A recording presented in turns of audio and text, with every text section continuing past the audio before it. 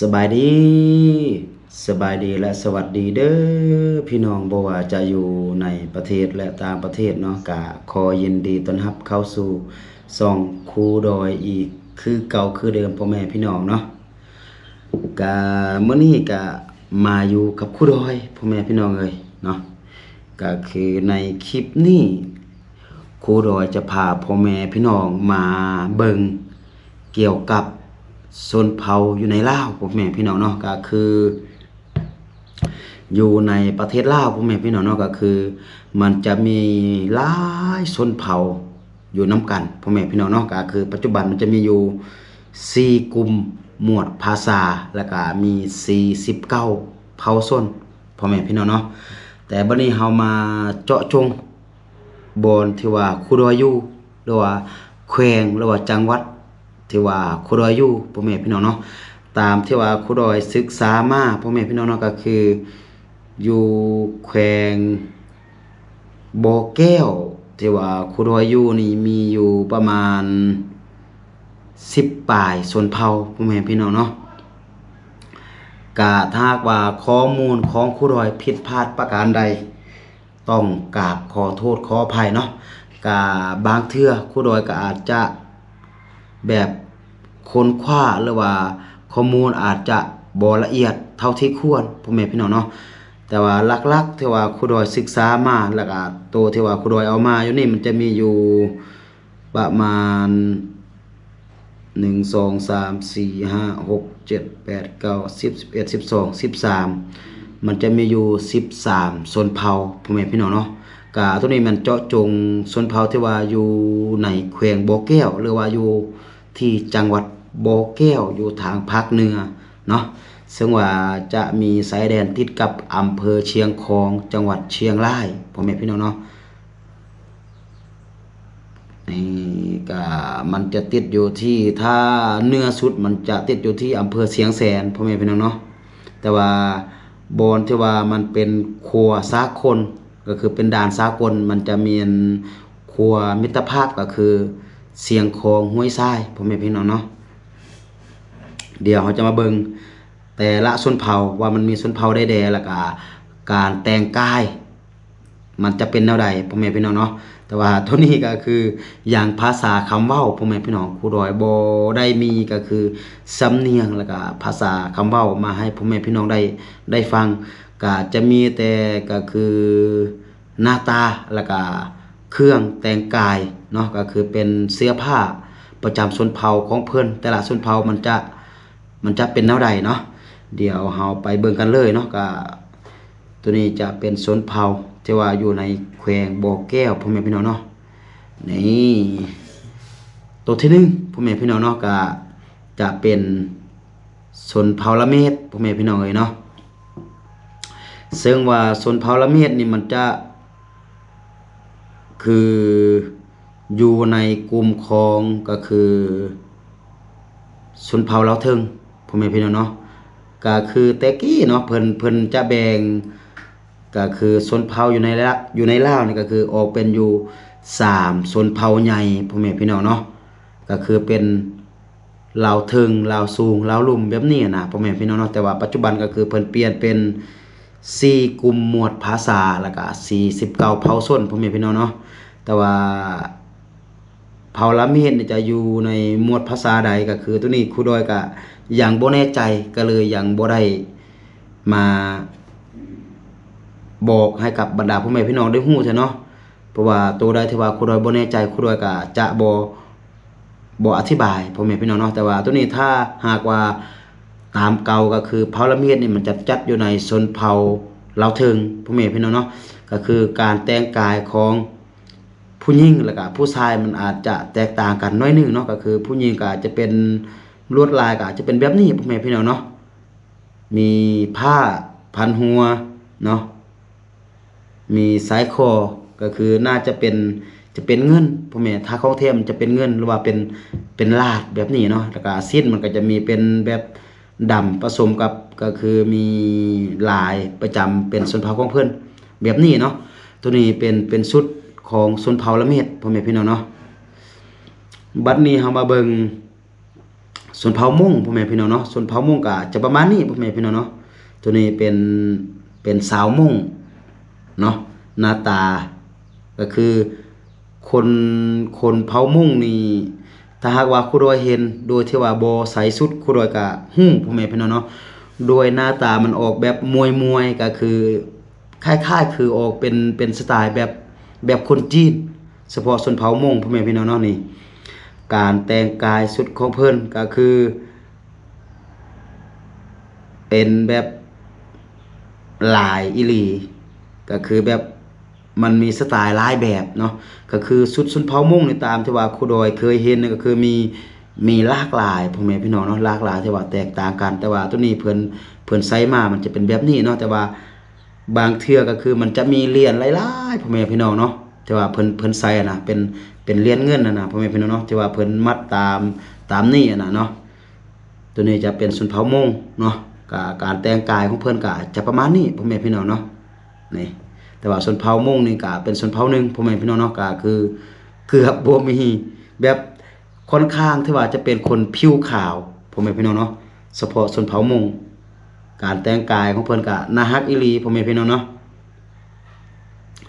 บัดนี้ตัวที่3พ่อแม่พี่น้องเนาะก็เป็นชนเผ่าผู้น้อยพ่อแม่พี่น้องเนาะก็ตัวนี้ก็จะเป็นการแต่งกายของเพิ่นเนาะนี่ก็เบิ่งอยู่ตามแขนของเพิ่นก็จะมีผ้าขาวเนาะหรือว่าแพรขาวที่ว่าเพิ่นอ้อมก็คือแขนของเพิ่นพ่อแม่พี่น้องเนาะก็การแต่งกายกับสุราก็จะเป็นสีดำผสมแดงเนาะแล้วก็จะมีผ้าที่ว่าปุกหัวอยู่ทางทึ่งแล้วก็จะมีลวดลายเป็นคล้ายๆคือดอกไม้สีแดงเนาะตัวนี้เป็นชนเผ่าผู้น้อยพ่อแม่พี่น้องเอ้ยเนาะต่อไปชนเผ่ากึมมุพ่อแม่พี่น้องเนาะกะชนเผ่านี่เป็นชนเผ่าของครูดอยเองพ่อแม่พี่น้องเนาะเพราะว่าครูดอยกะเป็นชนเผ่าของเผ่ากึมมุพ่อแม่พี่น้องเนาะก็คือครูดอยลืมเนาะเมื่อกี้ก็คือชนเผ่ามงตรงนี้มันจะจัดอยู่ในชนเผ่าลาวสูงพ่อแม่พี่น้องเนาะก็คือชนเผ่าใหญ่ก็คือจัดอยู่ในชนเผ่าลาวสูงพ่อแม่พี่น้องเนาะแล้วก็ชนเผ่าผู้น้อยก็ตัวนี้ครูดอยบ่แน่ใจว่ามันจะจัดอยู่ในชนเผ่าหยังแต่ว่าน่าจะเป็นชนเผ่าลาวถึงถ้าบ่เป็นลาวถึงก็น่าจะเป็นเนาะก็น่าจะเป็นอยู่ลาวถึงพ่อแม่พี่น้องเนาะเฉพาะผู้น้อยถ้าบ่เป็นลาวถึงก็น่าจะเป็นลาวสูงตามที่ว่าบ่แม่นชนเผ่าผู้น้อยเป็นชนเผ่าจัดอยู่ในชนเผ่าลาวลุ่มพ่อแม่พี่น้องเนาะชนเผ่าผู้น้อยก็คือจัดอยู่ในชนเผ่าลาวลุ่มพ่อแม่พี่น้องเนาะแล้วบัดนี้ชนเผ่ากะมุก็จะจัดอยู่ในชนเผ่าลาวถึงพ่อแม่พี่น้องเนาะก็ตัวนี้ก็เป็นชุดของชนเผ่าลาวถึงพ่อแม่พี่น้องเนาะแต่ว่าเสียดายอยู่ในนี้ก็คือบ่เห็นผู้ชายพ่อแม่พี่น้องเนาะก็มีแต่ชุดของผู้หญิงก็ถ้าว่าทานใดติดตามครูดอยก็น่าจะเห็นก็คือตอนที่ว่าครูดอยไปกินบุญเกรอเนาะก็คือคลิปที่ว่าครูดอยลงอยู่ในช่วง2 เดือนที่แล้วพ่อแม่พี่น้องเนาะ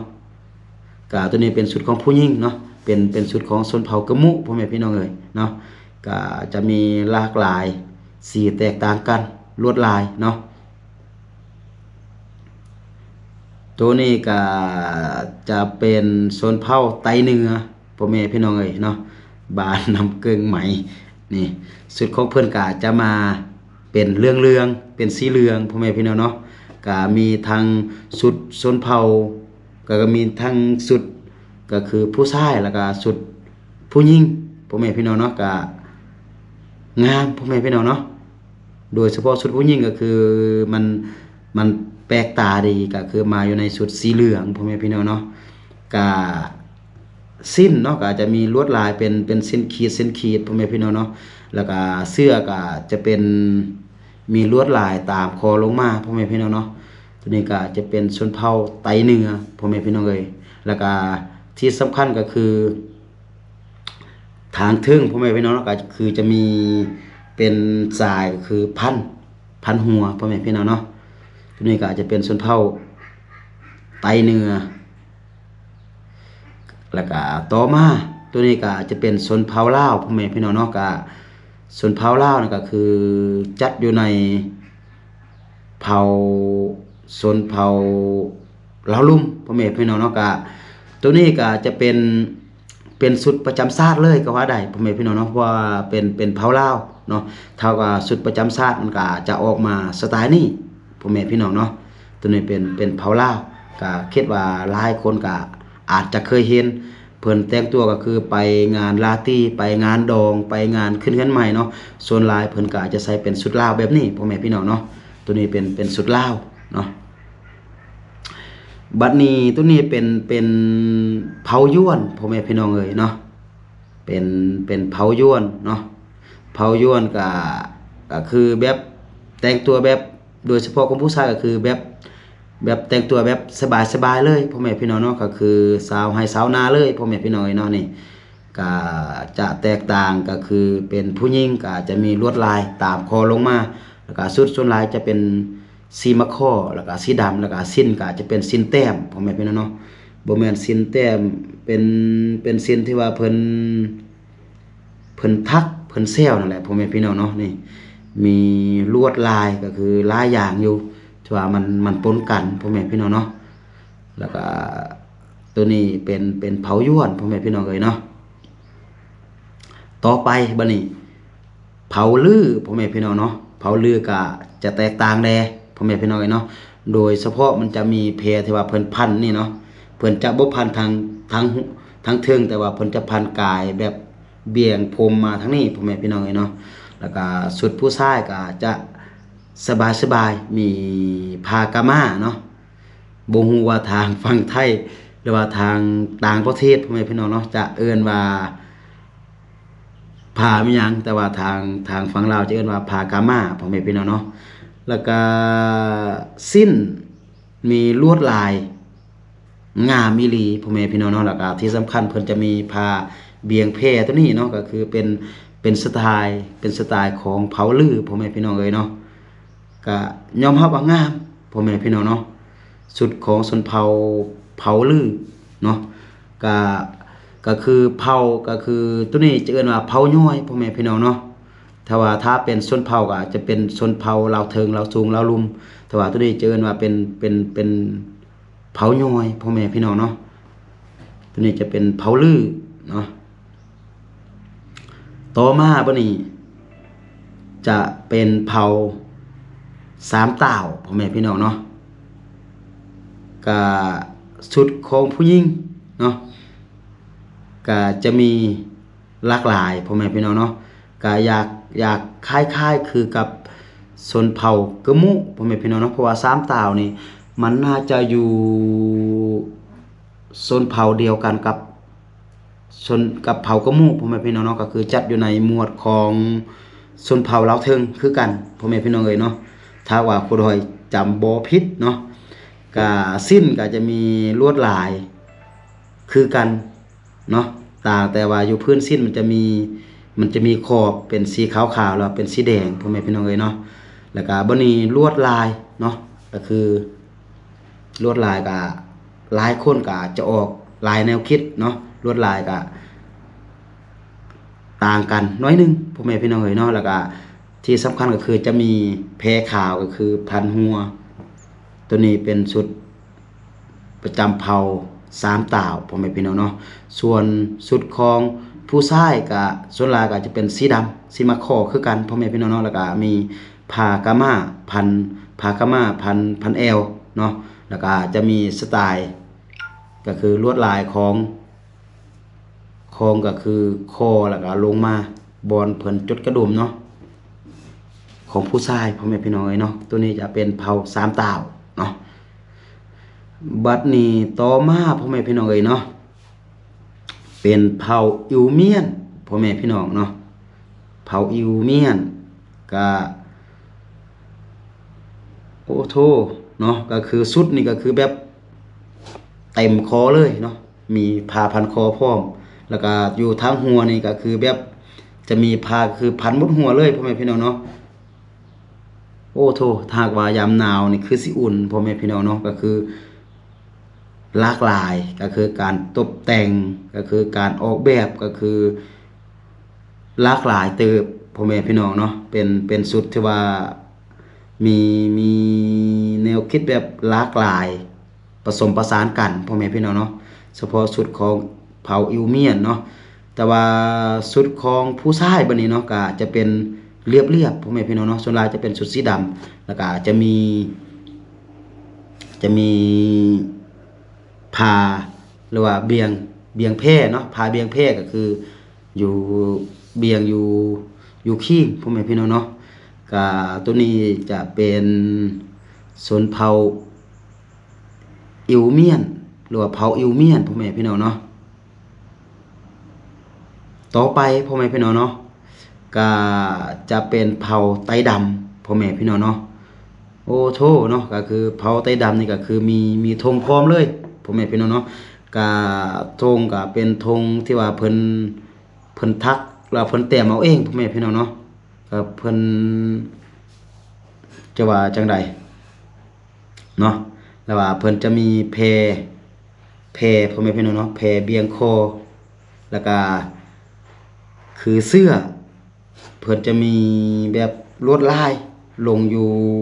ทางหน้าพ่อแม่พี่น้องเนาะแล้วก็สิ้นโอ้เนาะเป็นชุดที่ว่างามเตอพ่อแม่พี่น้องเนาะแล้วก็นี่ก็จะมีครูโดยบ่แน่ใจเนาะว่าเพิ่นเอิ้นว่าแม่นหยังตัวนี้ที่ว่าคล้ายๆคือไซโคพ่อแม่พี่น้องเนาะที่ว่าเพิ่นใส่ก็น่าจะเป็นเงินหรือว่าลาดนี่แหละตามครูโดยคิดเนาะก็ถ้าเป็นของแท้ก็อาจจะเป็นเงินพ่อแม่พี่น้องเนาะเทียบด้วยเงินพ่อแม่พี่น้องเอ้ยเนาะก็จะมีธงก็จะเป็นลวดลายแต้มตามสไตล์ของเพิ่นพ่อแม่พี่น้องเนาะก็ตัวนี้เป็นชุดประจำเผ่าไตดำพ่อแม่พี่น้องเนาะก็จะประมาณนี้พ่อแม่พี่น้องเนาะบัดนี้ตัวนี้ก็จะเป็นชุดชนเผ่าของเผ่าลาฮูพ่อแม่พี่น้องเนาะก็ตั้งแต่ชนเผ่าที่ว่าครูดอยเคยเสนอมาผ่านมาพ่อแม่พี่น้องเนาะก็คือเผ่าลาฮูก็คือมีหมดเลยทั้งหญิงทั้งชายก็คือผู้ชายก็คือจะมีกางเกงหรือว่ามีทรงไปนำพ่อแม่พี่น้องเนาะก็ตัวนี้เป็นชุดประจำชนเผ่าลาฮูพ่อแม่พี่น้องเอ้ยเนาะก็มีลวดลายตามสไตล์ของเพิ่นเนาะทั้งหญิงทั้งชายก็บ่แตกต่างกันหลายเนาะลวดลายก็โอเคเบิ่งมีแบบมันประจักษ์ตาพ่อแม่พี่น้องเอ้ยเนาะตัวนี้ก็จะเป็นชนเผ่าของเผ่าลาฮูพ่อแม่พี่น้องเอ้ยเนาะนี่ต่อมาพ่อแม่พี่น้องเอ้ยเนาะก็เป็นเผ่าอาคาพ่อแม่พี่น้องเนาะสุดของเพิ่นก็โอ้โธ่บ่ธรรมดาพ่อแม่พี่น้องเนาะโดยเฉพาะหมวกที่ว่าเพิ่นเฮ็ดเนาะอยู่ทางทึ่งครูดอยบ่แน่ใจว่ามันจะเป็นเงินหรือบ่พ่อแม่พี่น้องเนาะหมวกที่ว่าคล้ายๆมงกุฎที่ว่าเพิ่นใส่พ่อแม่พี่น้องเอ้ยเนาะแล้วก็เพิ่นก็จะมีเนาะตัวที่ว่าเพิ่นห้อยคอหลายอันเติบพ่อแม่พี่น้องเนาะแล้วก็จะมีเหรียญที่ว่าลงมาตามคอหลายอันพ่อแม่พี่น้องเนาะแล้วก็จะมีสายที่ว่าเพิ่นพายเนาะทั้งสองฝากเลยเนาะแล้วก็ที่สำคัญพ่อแม่พี่น้องเนาะก็คือแพหรือว่าที่ว่าเพิ่นใส่พันแข่งพันหน้าแข่งพ่อแม่พี่น้องเนาะนี่ก็จะเป็นลวดลายของเพิ่นตื่มพ่อแม่พี่น้องเอ้ยเนาะนี่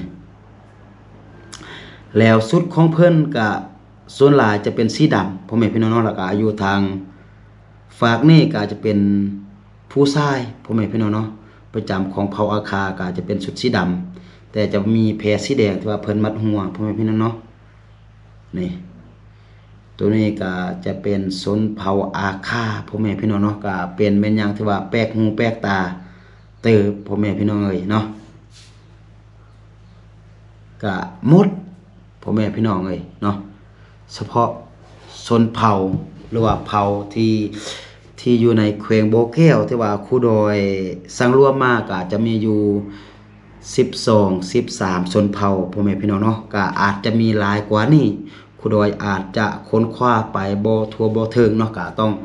กราบขอโทษขออภัยพ่อ พ่อแม่พี่น้องเอ๋ยเนาะอยู่ในที่นี้ถ้าว่าครูรอยเว้าผิดพลาดประการใดหรือว่าตัวใดมันบ่จะบ่แจ้งเนาะก็ต้องกราบขอโทษขออภัยอีกเทื่อนึงเนาะก็ตัวนี้ก็จะเป็นชุดประจำเผ่าของแต่ละเผ่าอยู่ในแขวงบ่อแก้วพ่อแม่พี่น้องเนาะแต่ก็คืออยู่ในสปปลาวพ่อแม่พี่น้องเนาะก็คือทั้งหมดมันจะมีอยู่49เผ่าชนแต่ว่าตัวนี้ก็เป็นส่วนหนึ่งที่ว่าอยู่ที่แขวงบ่อแก้วที่ว่าครูดอยเอามาเสนอเอามาแนะนำให้กับบรรดาพ่อแม่พี่น้องได้เบิ่งได้ชมนํกันเนาะว่าสุดประจำชนเผ่าเนาะก็คือสุดแต่งกายประจำชนเผ่าก็คือแต่ละชนเผ่าแต่ละเผ่ามันก็จะประมาณนี้เนาะแล้วก็ถ้าว่าทานใดเบิ่งหรือว่าส้มอยู่จากบอนใดอยู่ต่างประเทศหรือว่าอยู่ในประเทศก็ช่วยคอมเมนต์บอกครูโดยแดว่าทานเป็นคนเผ่าหยังอยู่ไสเนาะแล้วก็สุดประจำกายมันจะคล้ายคือแล้วมันจะแตกต่างจากที่ว่าครูโดยเสนอมาพ่อแม่พี่น้องเนาะโอเคสำหรับคลิปนี้ก็จะประมาณนี้พ่อแม่พี่น้องเนาะหวังว่าพ่อแม่พี่น้องจะมักเนาะก็คือสิ่งที่ว่าครูดอยนำเสนอเนาะสุดท้ายนี่เนาะครูดอยก็บ่มีหยังเนาะนอกคำขอขอบใจทุกทานที่ว่าเข้ามาเบิ่งเข้ามาชมครูดอยเนาะแล้วก็ขอขอบใจเนาะแล้วก็สุดท้ายนี่ก็ขอไว้ใช้พรให้หมดทุกทานเนาะจงอยู่ดีมีแฮงอยู่ดีมีสุขเนาะคิดสิ่งใดปรารถนาสิ่งใดก็ขอให้สมดังใจปรารถนานอนรับก็ขอให้ได้เงินหมื่นนอนตื่นก็ขอให้ได้เงินแสนแบนมือก็ขอให้ได้เงินล้านเนาะสาธุพี่น้องเอ้ยเนาะโอเคสำหรับคลิปนี้ครูดอยต้องขอตัวลาไปก่อนแล้วก็ค่อยพบกันใน EP ต่อไปสำหรับ EP นี้ครูดอยต้องกล่าวคำว่าสบายดี